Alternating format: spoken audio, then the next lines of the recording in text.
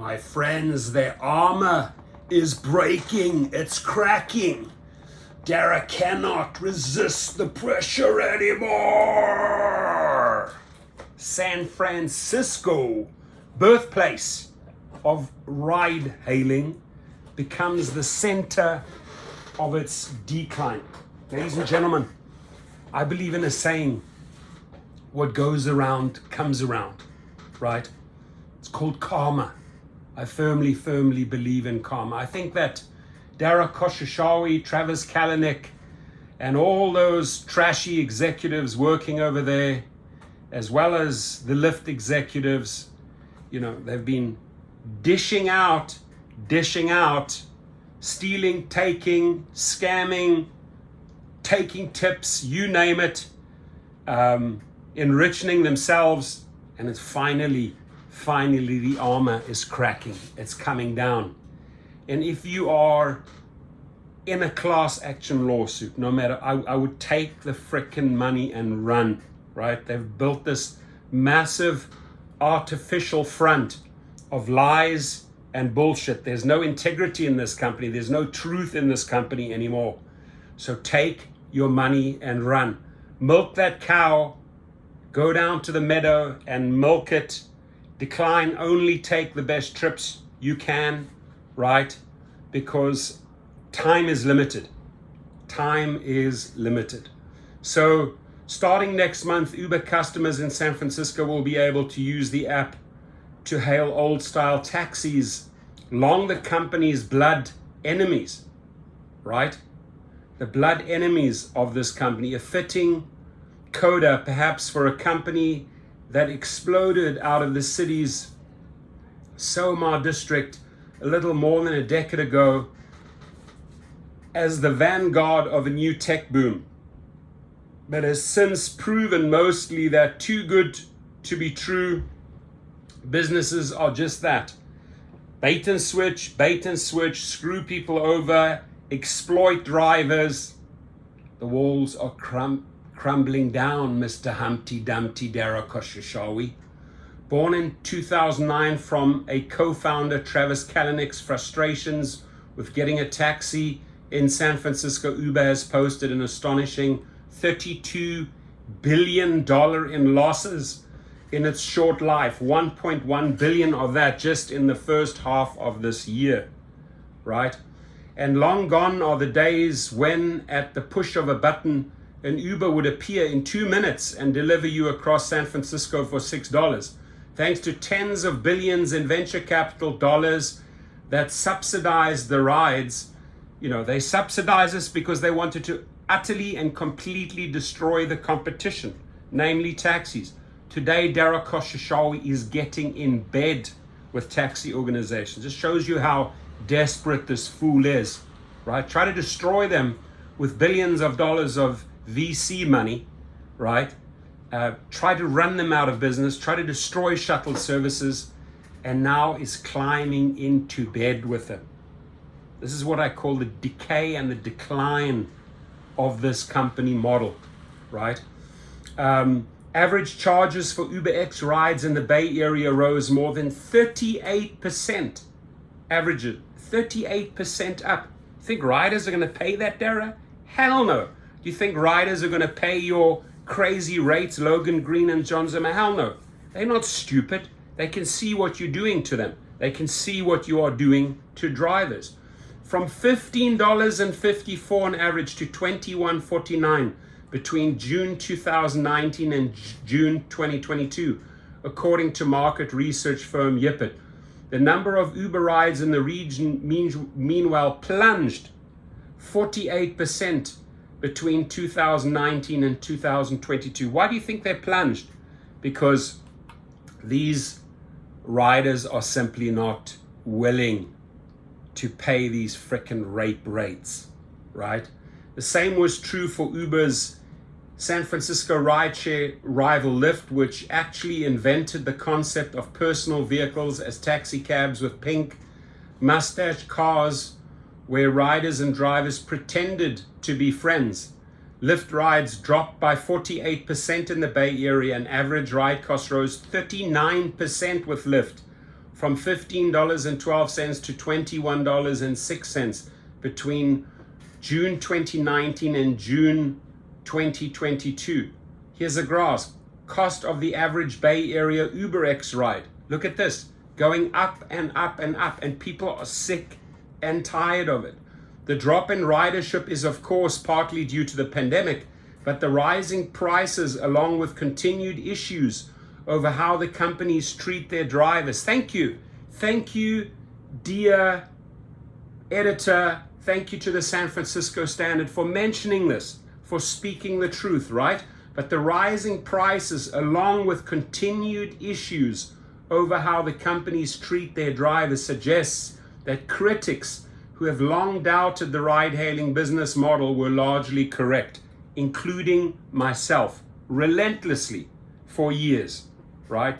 Held the mirror up to them as one of their biggest critique. And by the way, I cost this company millions and millions and millions of dollars each year, right? Because from screwing me over as being one of the biggest advocates recruiting drivers, taking my money, hundreds and hundreds of thousands of dollars, not paying me out, I became the biggest recruiter for law firms. Right? I think I recruit for over 7 law firms across the nation right now. Right? I myself, through GigRocket, we've filed close onto 500 small claims court cases, right? Costing them money. Why? Because I, as well as all these drivers out there, are sick and tired of the abuse, right? You can't do this to us. There comes a day of reckoning, and karma is coming to bite Dara and Uber, Lyft and John Zimmer and Logan Green in the ass. That's correct, in the ass, because we are sick and tired of that was bullshit. Exactly. So the trajectory of the firms and the impact on their hometown of San Francisco also shows the outsized effects of the extraordinary boom in venture financing that marked the 2010s but is now in retreat.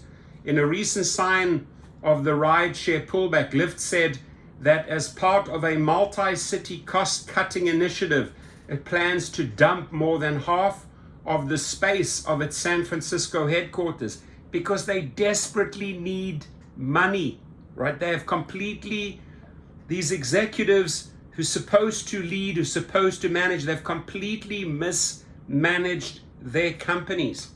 Completely. Plans to dump more than half of the space in its San Francisco headquarters at 185 Berry Street, right?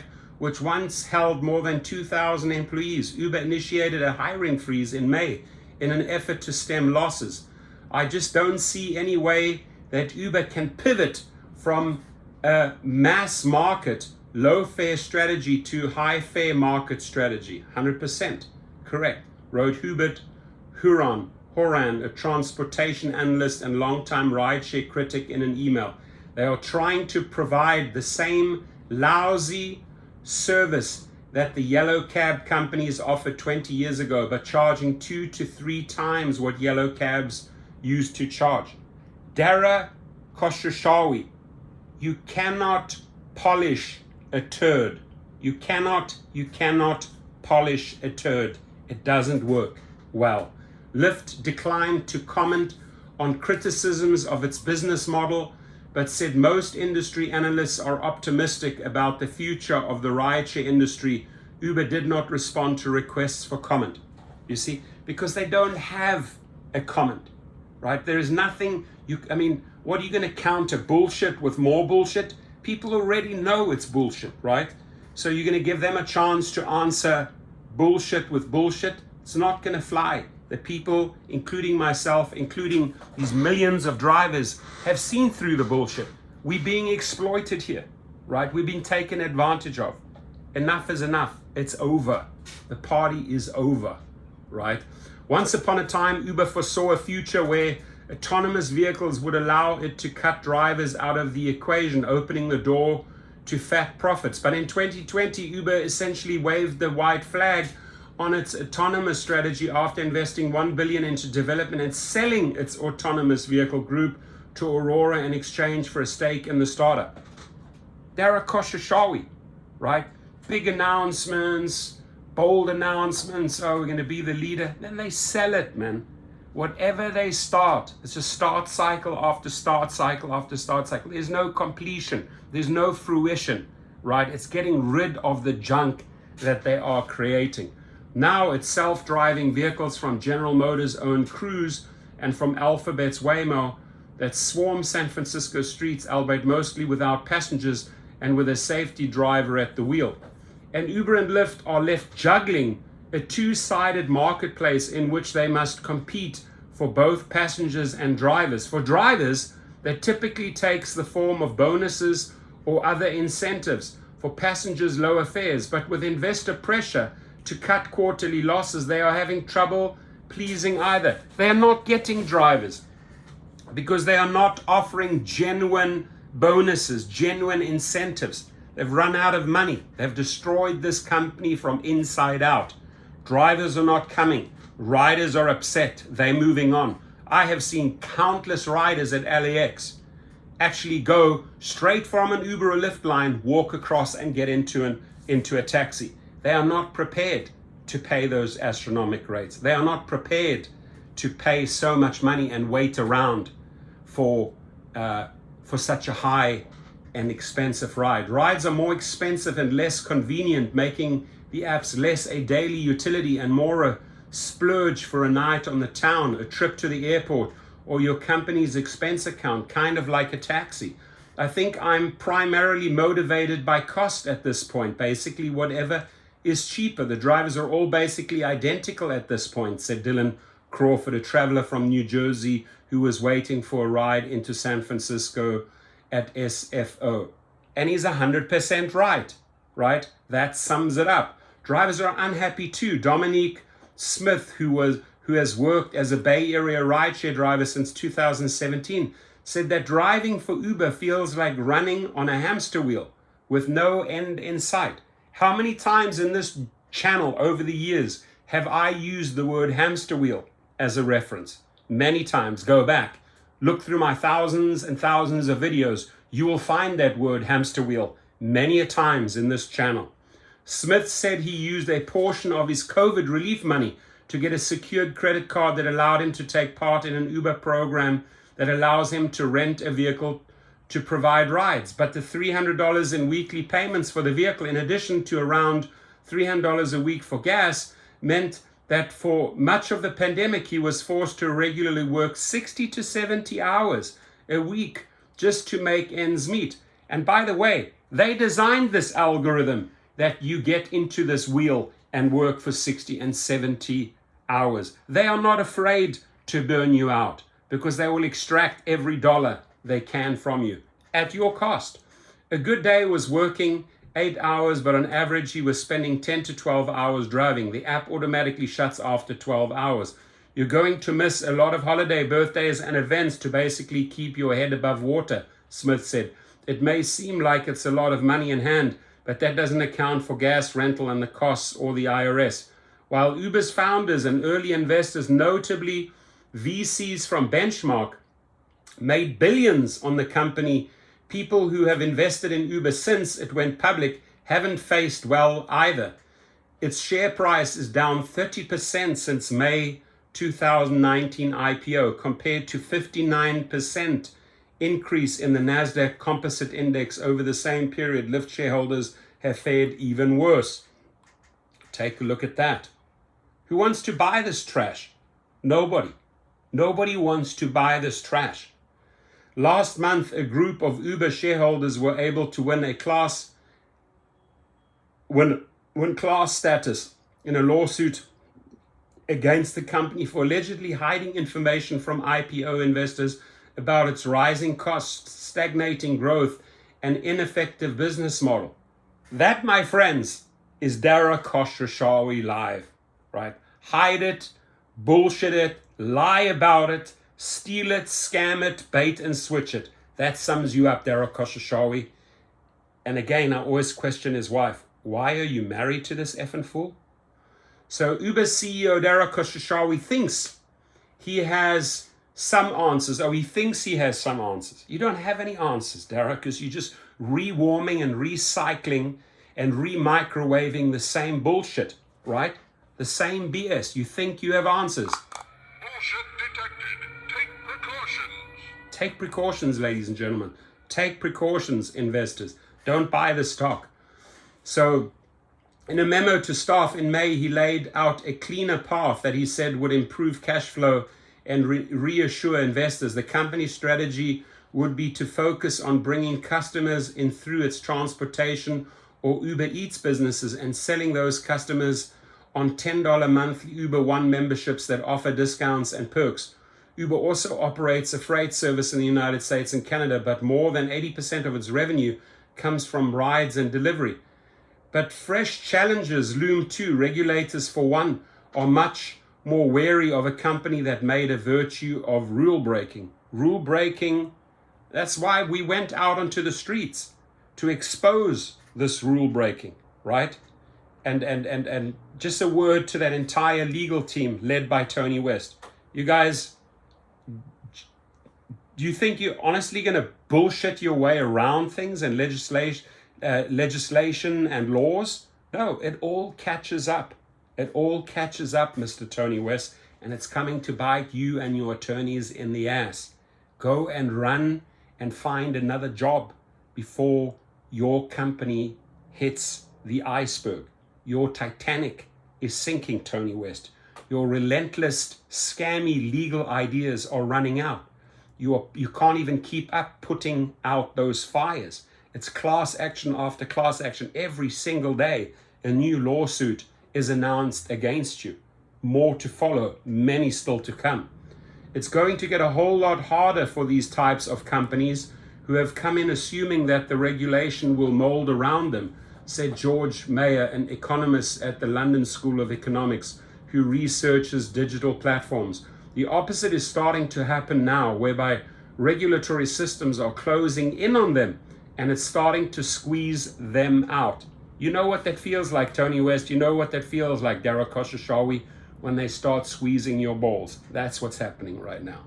He pointed to a 2021 ruling from the UK Supreme Court that required Uber to give drivers access to vacation pay, rest breaks. When do we get rest breaks? When have we ever got vacation pay, ladies and gentlemen? Stuff that you deserve, and a minimum wage, things that you deserve. While using the app, that's being followed by a legislative effort by European Union's officials to do the same across the continent. Yes, they are squeezing your balls. Uber and Lyft and other gig companies that are trying to screw over millions of hardworking gig people, right? They are coming to squeeze your balls, your testicles, your ovaries, because you are conning these people. You are conning governments, you're conning politicians, you're conning the riders, you're conning the drivers. The show is over. A recent investigation into Uber's practices led by the International Consortium of Investigative Journalists showed that a pattern of rampant rule breaking and disregard for driver safety. Thank you. My channel's built on this, a disregard for driver safety. Will they address it? No. They don't know how to address it. They don't want to address it. They don't want to spend investor money on addressing safety, right?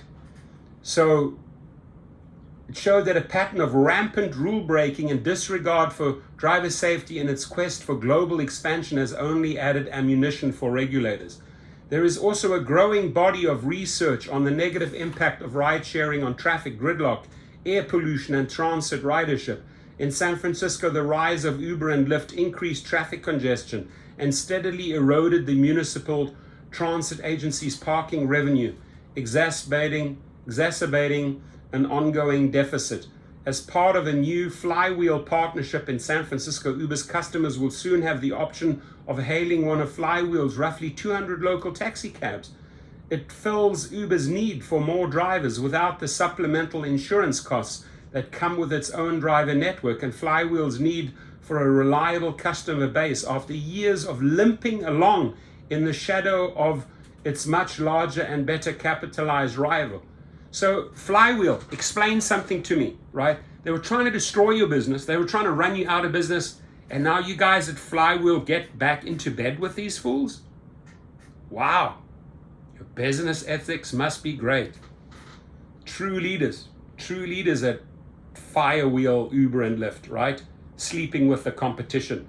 A partnership with Uber was a tough pill to swallow among a segment of San Francisco cab drivers. Really, yeah. And you cab drivers allowed this to happen? You didn't protest? You didn't turn and go to the streets and protest this nonsense? Right? You allowed this to happen, cab drivers?